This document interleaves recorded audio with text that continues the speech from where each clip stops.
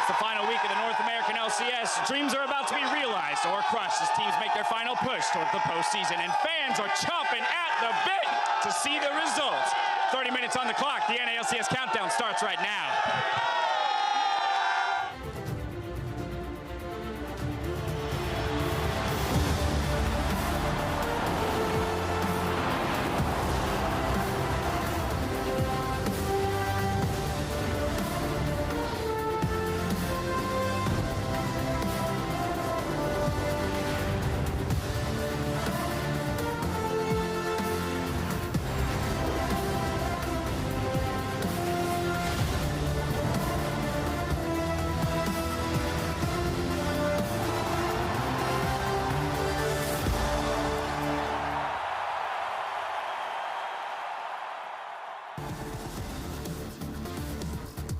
Meteos and 100 Thieves arrived not long ago. They're aiming for a playoff bye as they face Clutch Gaming and Febvin, who tuned into the EU LCS's final day of the regular season as they were preparing for their matchup. Glorious today. Hello, everyone, and welcome to the NALCS Countdown, where for 30 minutes we look at the playoff possibilities and rank the league's junglers until the timer reaches 0 and we jump into Champion Select. Are you guys ready to kick off the 9th week of the NALCS? Oh, yeah.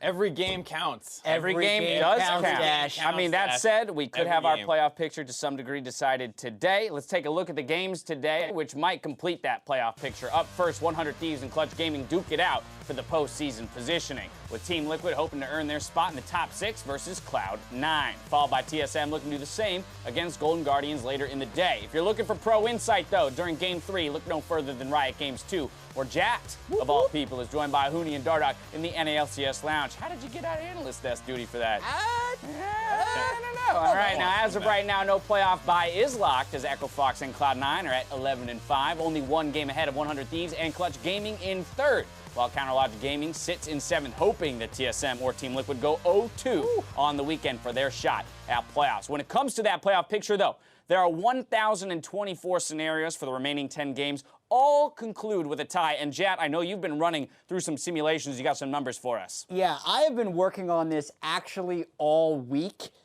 There's a lot of stuff happening today, Dash. So as you know, Clutch Gaming, Mark Z, plays 100 Thieves, other side of the board, also in red.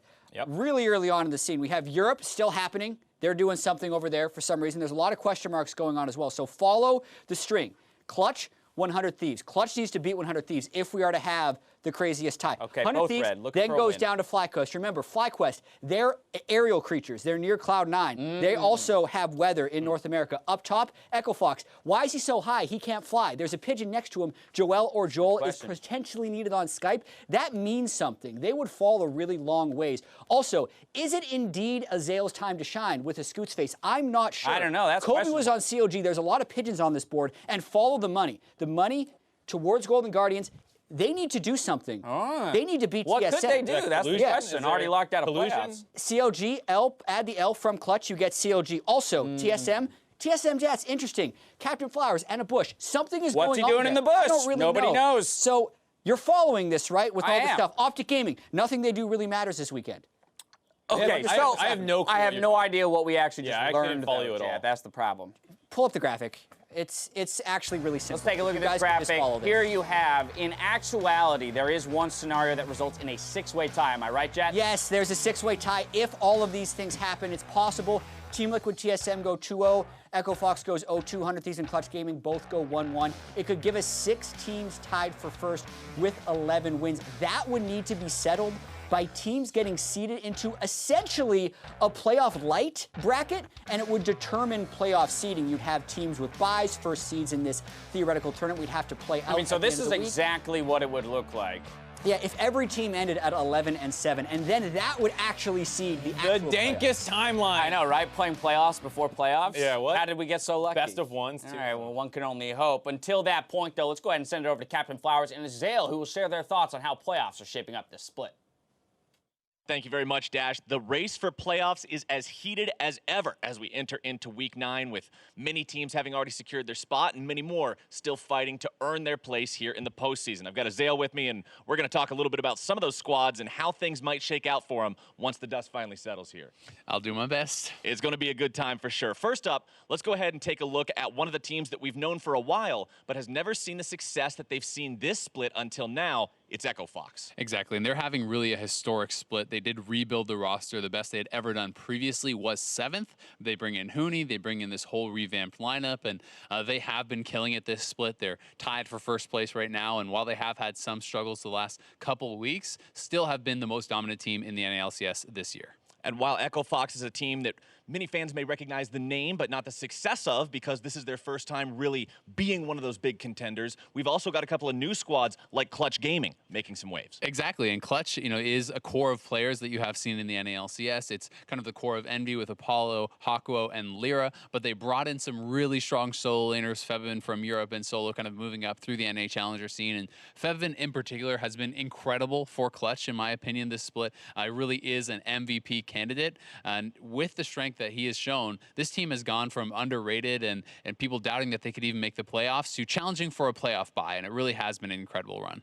And talking about teams making a run for the playoffs and being some of the new names in North American LCS, we can't forget about 100 Thieves either. You definitely can, and this is a brand that has kind of exploded onto the scene. Nadeshot bringing a lot of his fans with them and making good content, and they are a cast of veterans. You have Aframu, you have Meteo, Someday, Ryu. These guys have a plethora of experience and really do know how to lead a team. And then you have Cody's son, who is kind of the young gun for the team and has been performing so well in this split. Statistically, one of the best AD carries in the league for sure. And then Aframu these last couple of weeks really stepping up on playmakers. It feels that this team has kind of found their own at the right time and is challenging to be one of the top teams in the NALCS. And now that we've talked about these new contenders for playoffs, I want to switch things over, change gears for the last team we're going to talk about, to the most winningest team in North American LCS history, TSM.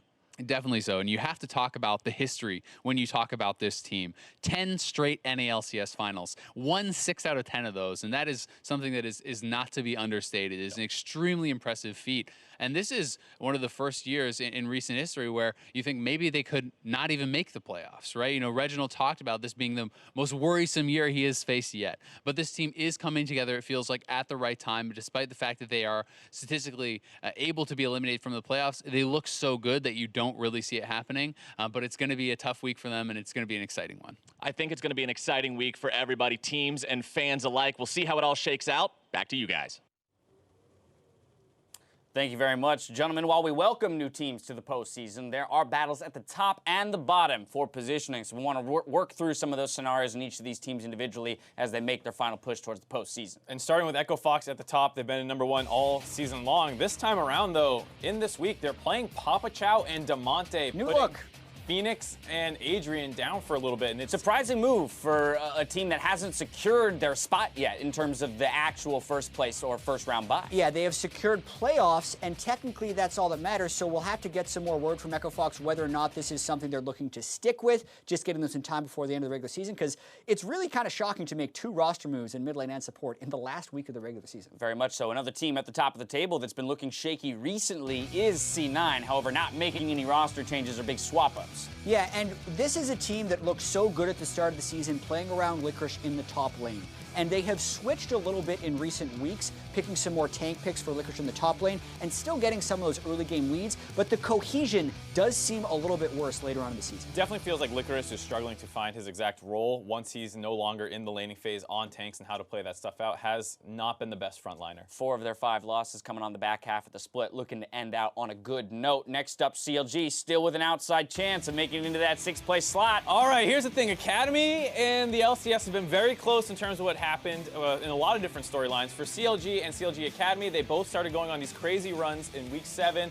They were 4-0 heading into the week. CLG Academy went 6-0, But Destiny was also not in their hands, and they got eliminated just through other teams. So if it's going to work out at all the same way, CLG will go 2-0 this weekend, but not make playoffs. They need a lot of help, either TL or TSMS to 0-2. That's exactly the point. CLG is not in total control here. They need some other stuff to happen. Let's talk about one of those teams that CLG is hoping goes 0-2 in Team Liquid. This is the super team, but they've yet to secure that spot in the playoffs. They just need that one win, and they were trying to hype themselves up as being the best team in the North American LCS. And as we saw, there's still a chance they could be tied for first at the end of this regular split. But they had that big win against Clutch Gaming last week. If they can have impact, have good performances, I think it opens up so much for them as far as playing around bottom lane and getting Doublelift rolling, but it's been so hard for them to actually put together those big performances. Tough matchup for them today against Cloud9. Now, one person who will be praying it doesn't come down to Clutch losing out is Coach David Lim, who has sacrificed 3 goats to appease the playoff gods. I just want the guys to come up with creative solutions to win the games. I think these are, since we're already locked in for playoffs, we should be able to have a little bit more leeway and experimentation, so we shall see how that goes. Whatever Mark predicts will probably be what happens. Yeah. I couldn't even listen to what he was saying. We were talking about the goats, if I'm being honest. Yeah, he's a superstitious guy. Like, he did not sacrifice 3 playoff goats, but he does know when he's in a pre-game interview, they're undefeated, the countdown interview, so he made sure to get in there. Right. And he knows but how he did mention how important Mark has been to the success of the roster. Now, Clutch Gaming, they're still able to grab a playoff bye of all things. So again, within the, we know, yes, there's that crazy 6-way tie scenario, but some of the more realistic scenarios have smaller amounts of jostling within the positions. And Clutch Gaming is one that has a new org in their first split in the North American LCS, could get a playoff bye. And they did beat Echo Fox, but Echo Fox has obviously been struggling a lot more. And Febivin, as what is their best player, is someone people have been talking about in the MVP conversation, but they feel like he lacks some of the highs that the other MVP candidates have. And I think that reflects in their play style as well, where they struggle to beat other top teams because your best player is not really your playmaker. Yeah, and they have been consistent against the bottom teams, and Hakuho is one of the most consistent players I've seen. Even though he is the playmaker for the team, he's one of the lowest in death percentage as far as supports go in the league, and as a playmaker, that's incredibly difficult to do. Should be a fun matchup then, because today he goes up against Aframu, one of the quintessential support playmakers on, or rather in the North American LCS. Yeah, and 100 Thieves has had a really up and down and up again year, and they're still in that upward trajectory. Someday had by far his best week last week against Golden Guardians and Optics, so if they get him rolling, that play around bot, gank bot style of having Cody Sunbeam and late game carry will work very well. Plus we had a Darius. Who can get mad about that? I mean, someday I want more of Darius, that, and that's awesome. I want to see more now. Probably shared his thoughts, or rather, on how his team is focusing on showing that 100 Thieves is ready for 8.5. Well, this is the first game on the new patch in A. So I think this is kind of like last time we had the first game of the new patch, we didn't do too well. So this is going to be just kind of revenge for what happened last time. The games this week are pretty high stakes, but we're not really treating them that way. I think it's kind of a bad mentality to be putting so much pressure on a best of one. So we're going into it like pretty much every other game. Looking for redemption here on the new patch, as they weren't as successful the first time out following 8.4. I also like his approach that every game is as important as the other one. They're all worth one win in the standings. Yes, this is coming later in the season. It feels like there's more pressure on it, but I like the idea of approaching it the same way as you would approach any other game. All right, well, there you have it. We're going to step away, but when we return, these two finally share their jungle tier list. The predictions segment gets a special guest, and I gather the win conditions for that battle between third-place teams. Meet us back here after the break.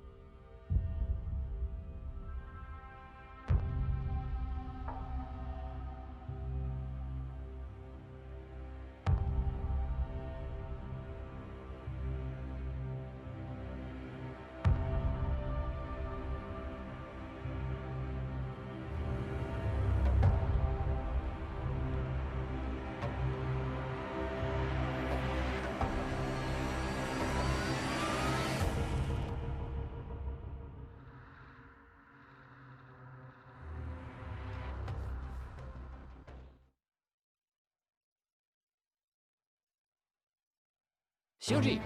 The note here is CLG are awful. Why'd you believe in CLG? CLG is just so desperate for anything to work. They're most likely out of the playoffs. CLG, just as a whole, is lost. Could be able to get the run down the barrel.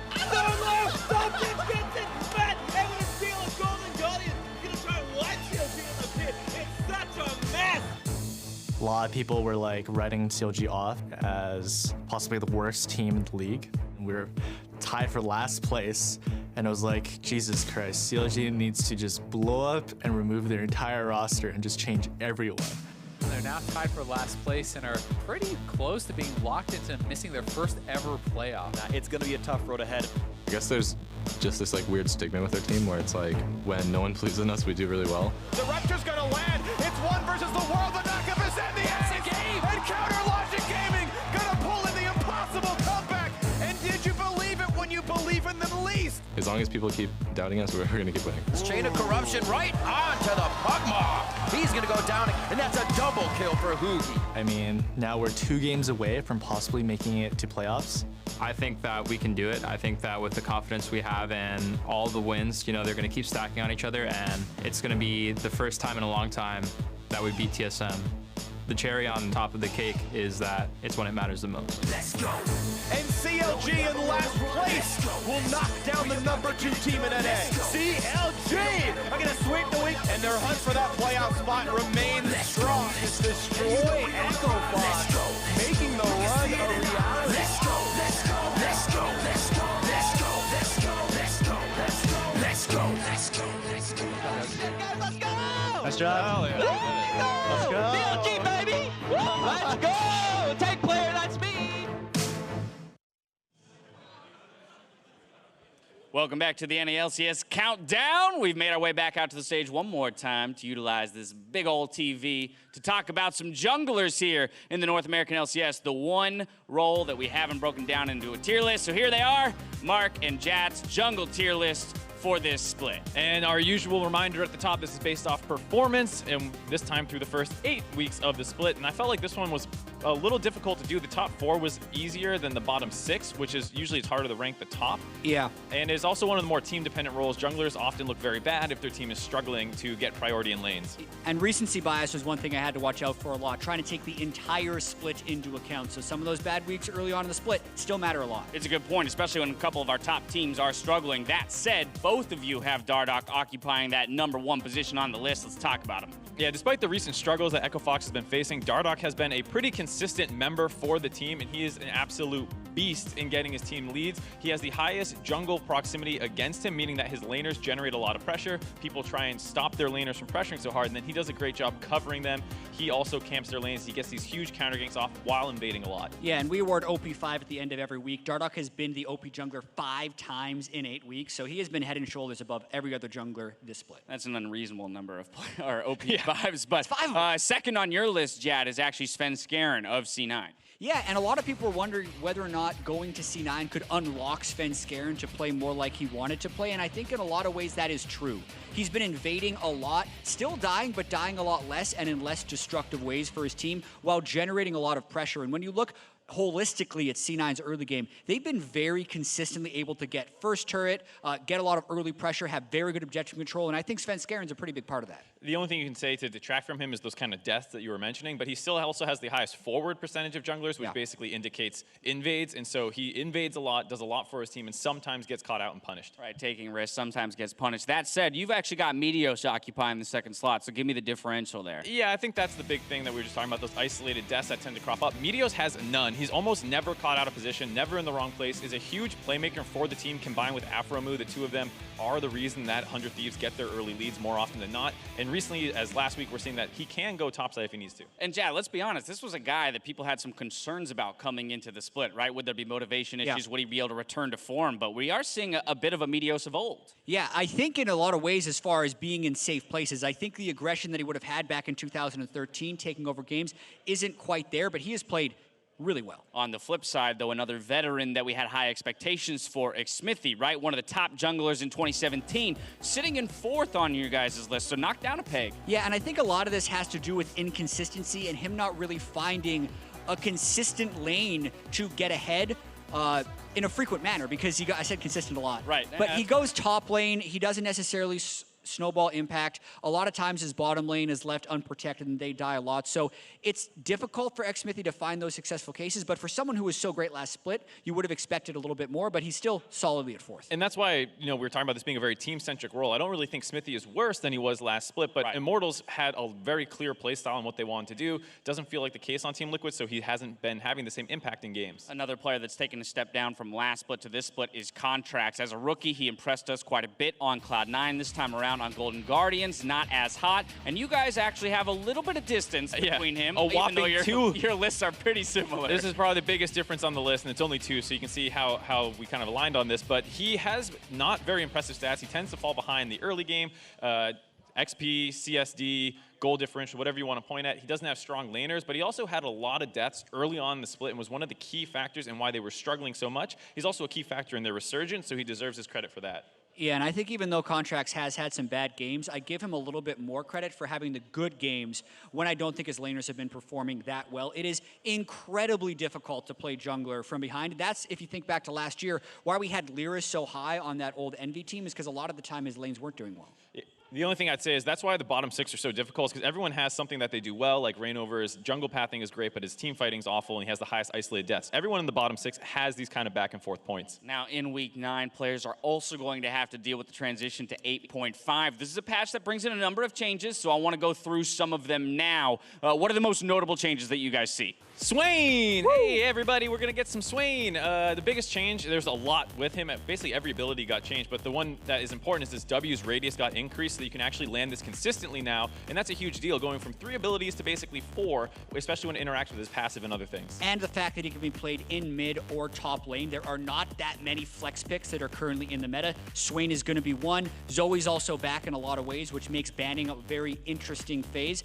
I want to kind of call attention to the double nerf between Warmogs and Cinderhulk here, because last patch, any tank jungler would just go Cinderhulk into Warmogs, hit that health threshold to be able to get the regen from the Warmog's armor, and you can't do that anymore. Not only is Cinderhulk less max health percentage of a buff, but the Warmog's also takes a lot longer to turn on. So there's a chance that that actually completely changes the jungle meta in the long term with more Warrior or Runic Echo junglers, and that'll have some pretty big implications if that happens. On top of that, Olaf was already seeing play and bans. He gets a small buff, so probably even more playable. We did see some rune changes for the ADC position, but Mark, I know that in the Academy League, we haven't really seen that amount to much. Yeah, I mean, they generally mirror each other pretty closely, and there wasn't that much increase in press the attack despite the buff. And good old Cloud Drake. Nice buff. All right, moving on to predictions, though. This time around, we decided to bring in a special guest. Jat was sitting at a 60% prediction rate. Mark, you were at what? I was like, not 60, exactly. But we decided to bring in somebody who was at 60% from across the pond. Deficio lent us a hand, giving us predictions. Let's take a look. Well, well, well. The North American peasants coming to the superior European analysts for help when it comes to predicting their games. Well, I normally only care about Europe, but in this case here, I can predict the North American games easily, and I can help you guys even beat some of these dogs that apparently are better than you guys at predicting games. It's a little bit of a shame, but let me run through the games real quick. Instantly call out who's going to win and get an easy 5 for 5. First, Clutch will win. Second, Echo Fox will win. Third, Team Liquid will win. Fourth, well, there's a bunch of Danes on it, so I gotta pick them. TSM, of course, will win. And the last game is the one I struggle with. This is the tough one, and I think I might need some help, so I'm gonna call my minion here for a second. Yes, the fish. Yes. Yes. Vedi. Yes. Tell me, who do you think will win? It's Optic, the fish. Optic. You saying Optic? Optic, the fish. Are you sure? Yeah. Okay, leave again. Okay. For the last game, I'm going with the CLG, and I'm going to say they will win. And there you go, guys. 5 for 5. The superior analyst here to help you. Enjoy the show. There you have it. Deficio's picks. How do you guys feel about it? After 8 weeks, we're at exactly the same percentage. Well, that's the point was to beat him. Yeah, the point was a challenge, not help. We don't need his help. It was that we had beaten all the other challenges you'd put before. All right, well, let's compare what we got then, because if I recall correctly, the two of you have predicted, again, the same five teams right away to win, and Deficio being the only differentials here. Well, there's a good shot. There's actually a decent shot. That North America's also standing the TL united game against him, yeah. So we're going to be on the same page against Deficio. I actually think we got a good chance. So yes, 100 Thieves and Clutch Gaming is an That's incredibly close game. When David Lim does a pre-countdown interview, they Doesn't win. lose. When Mark predicts against them, I don't know. happens? I don't know what happens then, but but either There's no way, pattern. I mean, let's see. We'll find out soon enough whether or not Deficio is the superior analyst from the league across the pond. Yeah, I have a little bit of ground to make up. I'm one game behind Jap, but I'm saving that for tomorrow. I want to see how today goes. Get the guaranteed win, stay within striking distance, and look for the upset. Well, you guys have a differential in that first game of the day, not you two, but you two and Deficio. So let's go ahead and get into win conditions for that first match of the day. Clutch Gaming versus 100 Thieves. Mark, kick us off. Yeah, since I am Clutch Gaming's official mascot, I guess I will be representing them. And for me, the win condition is kill the Cody man, Cody's son. Oh, we're getting 100 Thieves. Oh, I guess we're starting on the other side. It's you go. similar. Every time you talk about 100 Thieves winning, you talk about playing around bottom lane, but I feel like this team really unlocks their potential when they can get Someday going. So you can play around bottom lane. You don't have to win bottom lane. You just have to make sure Cody's in a successful place. And then give Someday a counter pick, because he can actually be very good in carry or counter pick matchups. All right, Mark, I have no idea what you're about to say. Give me your win conditions for Cody. It's kill Cody's son. Woo! Yeah, there you go. I won't do the Joker impression because it's awful, but the idea is you need to find a way to kill Cody. He has been the superstar carry for this team. Afro and Meteos do a lot to get him ahead, but once he gets those leads, he runs with it pretty effectively, so they need to find a way, get to Cody. Apollo and Hakuho like doing counter picks, so that should align well with what they like doing anyways. Just need to make sure they execute on it. Again, it's a third-place battle, but with implications of a possible first-round bye. There's a lot riding on it for both of these teams, both being new orgs as well to the North American LCS. Yeah, and a lot of my predictions in this game does come down to trends. We had that line for Clutch Gaming where they beat everyone below them and lose to everyone above them. They violated that once by beating EchoFox, but then they turned around later that week and lost to Team Liquid. 100 Thieves is another team they lost to the first time they played, and I think 100 Thieves has gotten a lot better since then. And that victory over EchoFox, like EchoFox have been struggling a lot recently to the point where you're starting to see some changes come in with their lineup, so it's hard to read too far into that as how much was like Clutch Gaming really stepping up and beating someone above them versus a struggling opponent. 10 games left in the regular season. We get 5 of them today. It's time to get into that first one, so we're going to toss up to the casters to get into the games. Thank you very much, Dash. It's going to be an exciting final week here of North American LCS play as we get ready to jump into Champion Select for the first match of the day. It's a good one, Azale. Gonna have to remember, every game counts. Every game counts indeed. We got so many teams like they talked about. It's all about getting those buys for the teams that have already locked themselves into playoffs and earning a spot in the postseason for those that haven't. We're going to be playing on patch 8.5 today like they've already mentioned for us, so a few changes that may be shaking things up on the rift between these teams. Yeah, definitely so, and I'm excited to see when and if teams are actually going to use Swain, because I think the Swain is incredibly strong on this patch. It was getting picked and banned in the Academy, so I definitely think we will be seeing it show up at least in the ban list. But you know, it's a flex pick. It's extremely powerful in the mid lane now, especially in my opinion, and definitely am not sure how prepared some of these guys are going to be for it. Well, we'll hopefully find out here in just a moment as we get into